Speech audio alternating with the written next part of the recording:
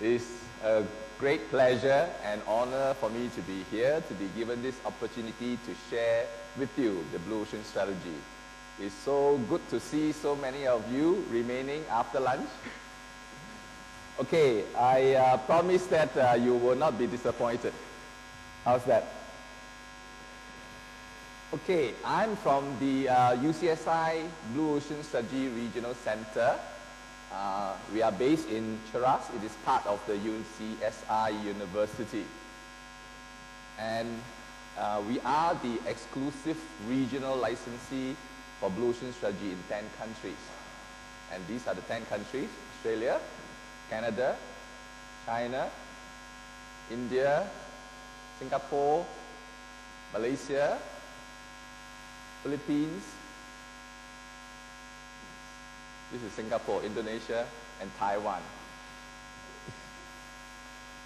Okay, briefly this will be the outline of my talk.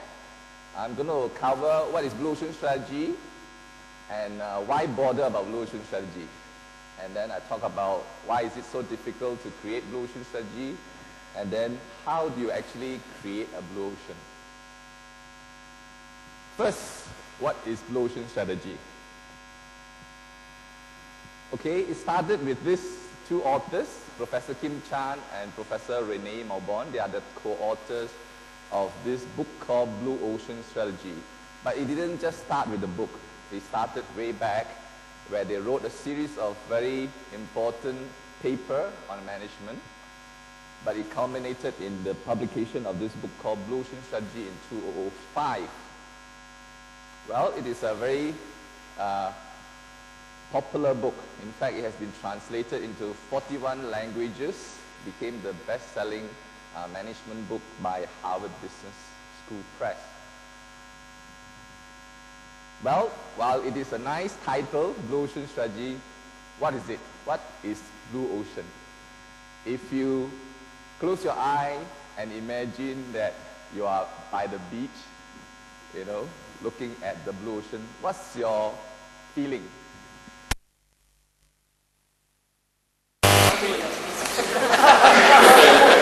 Wide open space, right? Wide open space. Okay, that's why we use this term. The professors have coined this term blue ocean. It represents opportunities that are wide and deep.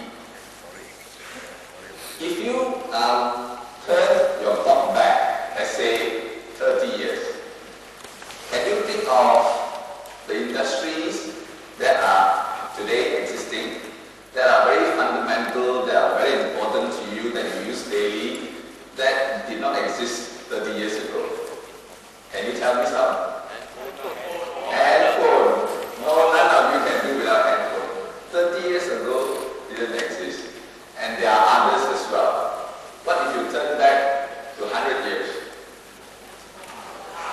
Cars, aeroplane, and so on. But let's imagine, okay, if you turn the clock forward, will there be industries that are not in existence that will become in existence in 30 years' time? Yes, there will be. Because if history is a good guide for the future, although just now panelists say past results is no guarantee for future performance. But I think we can safely conclude, because business never stands still. So you will have new industries being formed, being established, okay, in the years to come. And that's the meaning of blue ocean. Blue ocean are industries or market space that are not in existence today. Okay, not in existence today. You can see, for example, iPod was not in existence, right, some years back. Alright? And once you created this blue ocean, it resulted in extraordinary growth as well as profitability for Apple. However, very soon, what happened? The competitors jumped in, right? Because a creation of blue ocean is not a static process. All the competitors will jump in. So that's the bad news. If you create a blue ocean, very soon others will jump in because they look at the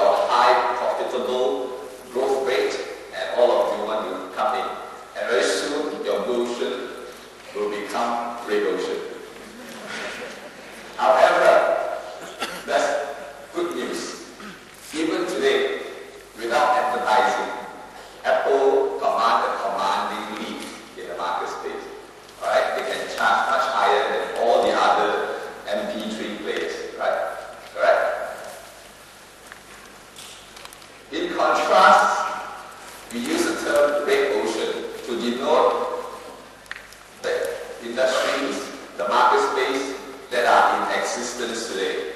And this is very well illustrated by this picture here.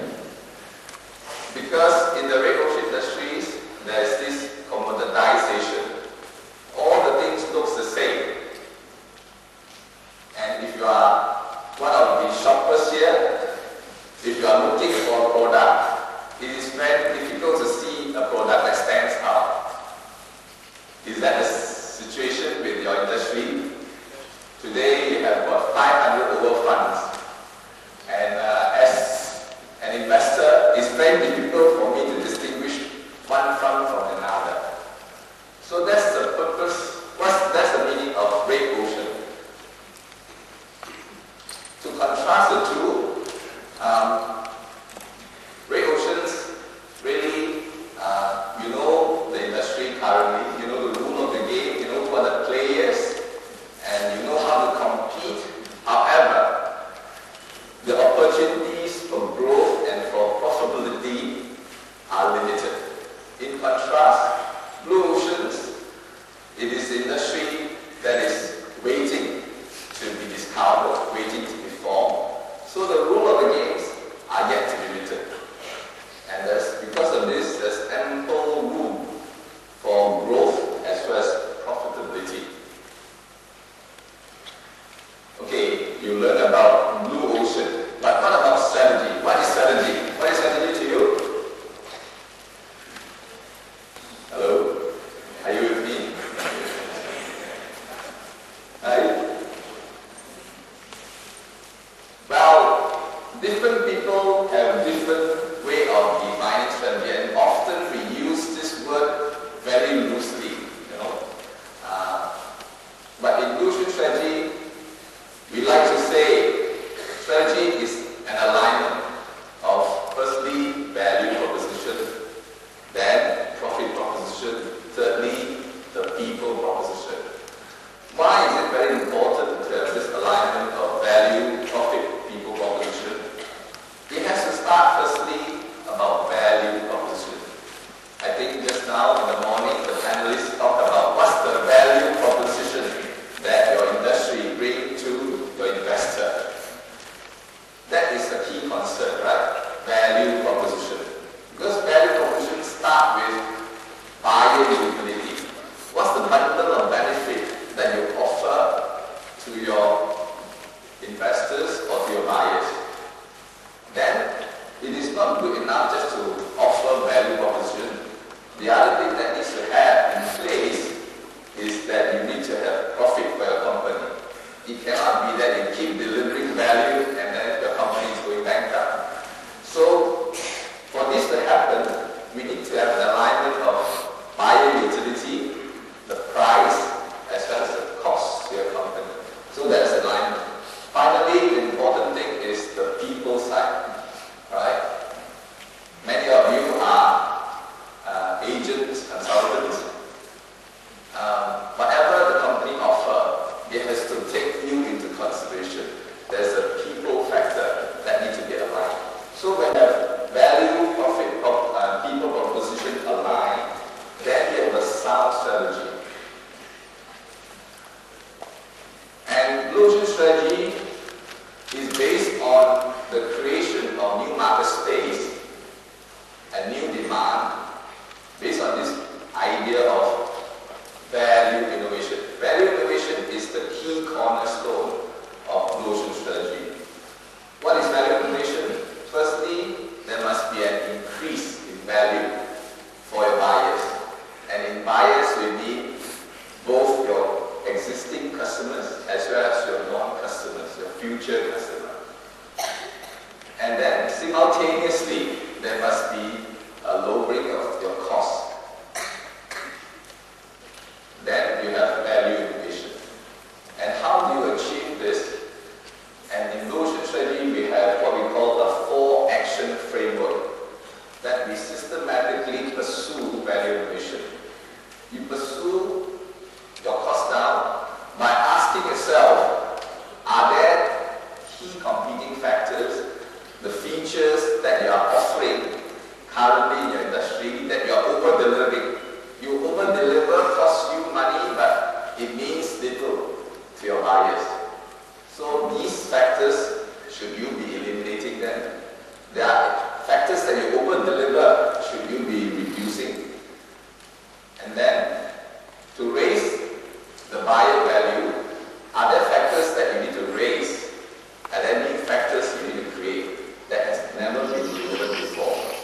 If you are able to simultaneously lower your costs and raise value, the result will be a high profitable growth. Because when you raise value, it attracts buyers, okay? And when you're able to lower your costs, then it results in profit. Notice that the two words go together: value, innovation. It is not delivering value without innovation. Many companies try to have value, right? And in our industry, it's like that. Give me more for less. You're not going to get more insights from them. Or some of you focus on your competitor, who is your market leader, KL Major, who are less benchmark against their best practices. We focus on what they do, we try to copy or do better than them. Okay? Now, Professor Kim Chan and Mabon say this: stop benchmarking against your competitor, because the more you benchmark against them, the more you become like them. And then there's no wonder all the products become commodity. There's nothing to distinguish one from another. Okay, I want to show you a quick video to show you the effect.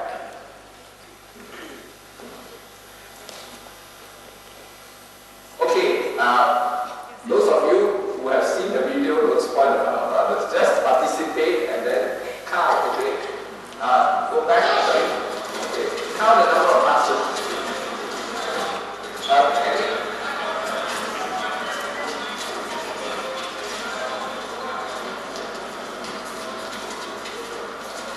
Okay, stop here, stop. The answer is 13. Stop. Sorry. Yeah, okay. Sorry, this is the problem with so many people. Did you count 13? Yes. You counted it. Okay. Now, I want to ask you, I'm taking a big risk with such a big audience here. Did you notice something unusual? What do you have noticed? Hey? This is, sorry, video. Okay, play, continue, sorry. Play. But did you see the moonwalking bear?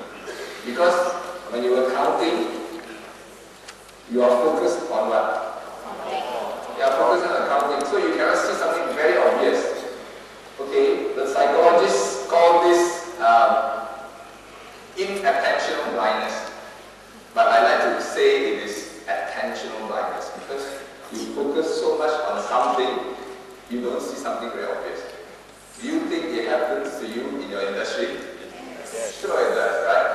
Okay, now next slide. Close this player.